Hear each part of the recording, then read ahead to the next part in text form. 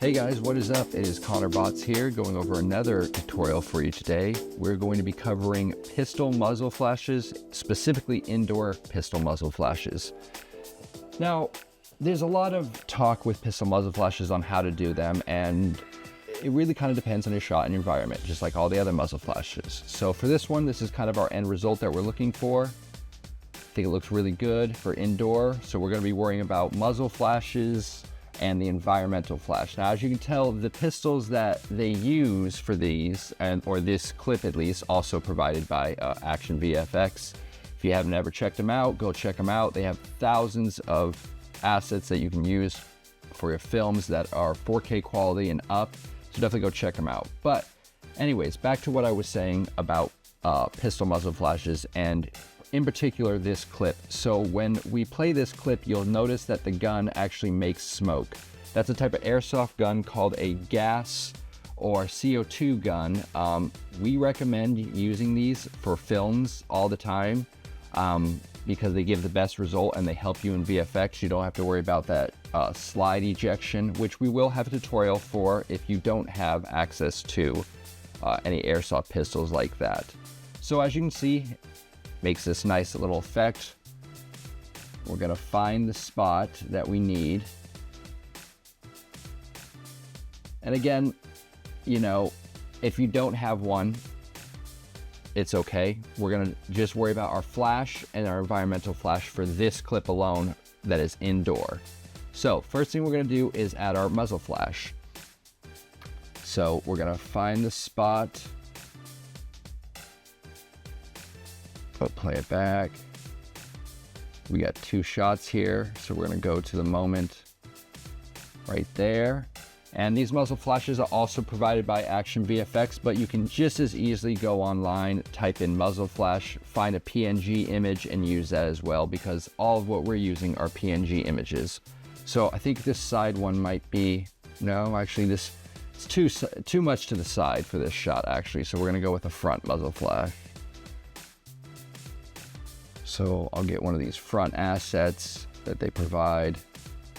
I like this one. We're gonna pop it in and we're gonna size it correctly. A lot of times people make the muzzle flashes just a little bit bigger than the barrel. That is incorrect if you ever fire a gun, but it also depends on the caliber of gun as well. But so this looks like a Colt 45. This is looking good. We're gonna also change it to screen to help blend.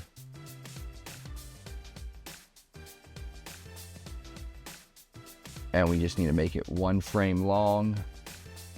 So we go in here, we click edit, split layer.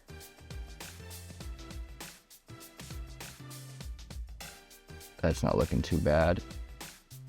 And so you don't want to use the same muzzle flash. You're going to want to find a different one for the second shot.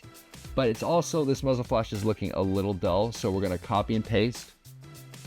And now we got two on there, and that's looking a little bit better. So like I said, you'll go to the second spot and you'll add that, and it should kind of look like this when you're done. It'll look rendered. That's not looking too bad. Boom, boom. However, I want to blend the color of the flash a little bit better. So we're going to drop in lumetri in here. And we're going to start matching with the temperature. Now, depending on your style, what you're trying to do for your film, you can drop these same lumetri settings on both of your flash layers and keep them both, which you'll see me do in here, and have both of them turned on, or you can keep just one turned on, which is what we actually end up doing in this, because it kind of gives off a better look. So I'll copy and paste those settings once I feel they're good. See, it just seems a little too bright for me. So what we're gonna do is just turn off our effect. And that looks nice. That's looking good. Now the next thing we're gonna do is, because we're inside, we actually need to make an environmental flash that would happen basically in camera or towards the camera. So how we do this, we go to layer, new, solid, and we kind of want to find a layer that matches with the orange of our flash. So I'll find a spot that I like. Liking that. Push OK. And you'll make this 2 frames long. And you're going to bring the opacity at the start of it to 10. And you'll bring that above everything else. You're going to want to keyframe it, move those 2 frames, and go 0. So that kind of gives you this fading flash that you kind of see happening here. I'm going to copy and paste over the second one. And that kind of helps blend it just a little bit better into our scene. It's starting to look really good now, I think, but we're still not there. We need to add these subtle details that a lot of people miss and don't think about. And they're so subtle, some people ask, should I even add them? And my answer always is yes. So the next detail you're gonna wanna add is the environmental flash that would be by the hands. So we're gonna just copy the main clip, put it on top, find the spot that we need. Gonna use the ellipse tool. Gonna kind of draw out what we're kind of looking for a little bit right here. All right, bring that there and start kind of making sure that we cover just the hands. You don't want it to bleed out to the edges in our mask. Yep. Kind of play around with our shaping. This is looking good. So then we're gonna go into our mask properties, mask our path, bring our feathering at least to 280 or above. And we're gonna switch it to an add. That's looking good. It's looking really good. We wanna make it also about 2 frames long, so split our layer. That's looking nice. We need to go still. We need it to kind of blend a little bit more, and we need it to be right on point, so we're gonna mask that. We're gonna go to the start of it, mask our stopwatch, our opacity from 100 to 0, so we get that actual fade of the flash. That's looking good, except we still need to color it. We're gonna move it down below our main big environmental flash. It's looking pretty all right, but I need it to blend a little more. So we're gonna drop our lumetri in here. We're gonna mess with the temperature and bring that up. That's looking good. So you wanna do that for your second flash. And when you're done, you should have something that kind of resembles and looks around the lines of this.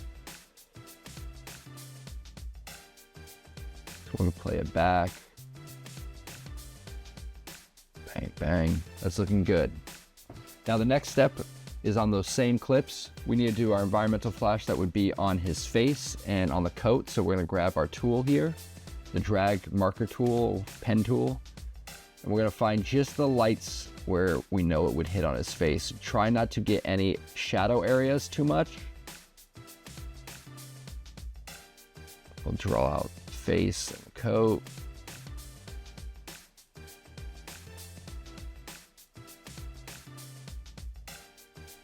And just like our other masks, we're gonna go on both of them, mask our paths, bring the feathering. I'm gonna go 330 on this maybe. I think 330 on the jacket, but we might have to bring that down later, I'm thinking.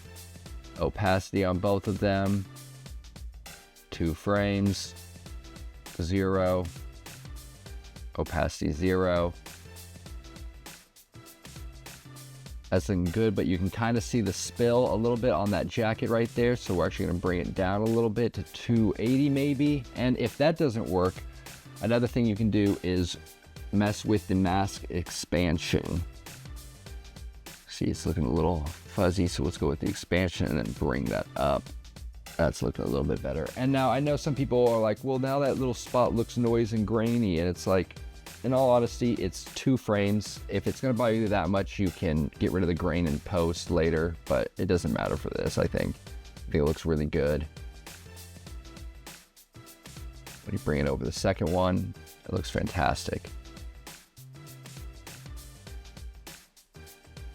Oh yeah, so another step we're gonna do is add a little bit of a heat haze or a heat wave to the end of the barrel. So grabbing the little ellipse tool, we'll kind of make a little circle here on our adjustment layer.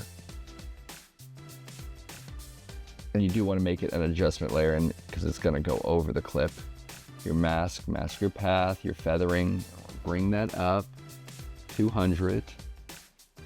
You're gonna type in turbulent displacement in your effects, drag and drop that down. And depending on the angle, how close you are, the type of gun, this is also kind of preference of how much heat wave you want it to be at. You know, if it's a 50 caliber, it's gonna have a lot more heat than like a smaller gun. But we just want to kind of find a spot for us where we think it's gonna work the best. Mess with our feathering a little bit. Bring up the complexity, and we'll actually make this, even though I've split the layer here, because it's a little bit of a heat wave, we're actually gonna go four frames and have it die out with the opacity at 0. So it starts at 100, goes to 4 because it fades out from the heat. And then because we tracked our little position, we need to move this over top of the pistol where the barrel is, keyframe all that so it matches. So by the time you get done with this and you add it to the next barrel, you're gonna want something or have something that looks a little bit more like our final product. You can kind of see the heat wave. It's very, very subtle, but subtlety is what makes it look good. So when you're done, you'll have something that looks more around this. And so the next step you would do is add shell ejection, which we have a tutorial on, which is in the link of this video's description. If you want to check out that video to learn how to do our shell ejection realistically and blend it into your shot. So we're going to do that here now, and you'll see the final look of how it kind of is turning out. So once we've done all that, play it. It's looking pretty good so far, but we're going to add the one key little tiny thing that I like to do that I think helps with muzzle flashes when you're close up on camera like this is adding a little bit of camera blur. So we're gonna go to new adjustment layer. We're gonna make this 4 frames as well.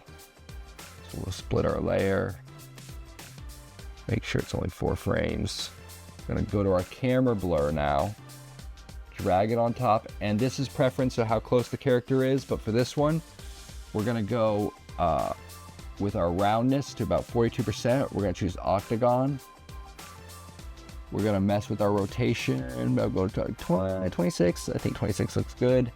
And then our blur, instead of 5, we're gonna go 3. We're gonna stopwatch it. We're gonna go to the frame right before the end. We're gonna hit 0. We're gonna copy and paste that adjustment layer over to the second one. And it's a very subtle little effect that it gives off, but it helps gives it a little punch. You can also add camera shake if you like. I think this works better. It's a little bit more trickier with automatic guns, but for pistols, I think it looks nice. So we'll copy and paste that over. And there we have it. We have our indoor realistic muzzle flash. I think it looks great, you guys, especially on the final clip here. And yeah, there we go, you guys. Thank you so much for watching this tutorial video. Again, please comment, let us know any other tutorials you want us to cover, anything else we can do to improve. And yeah, we'll see you guys next time, and thank you so much for watching.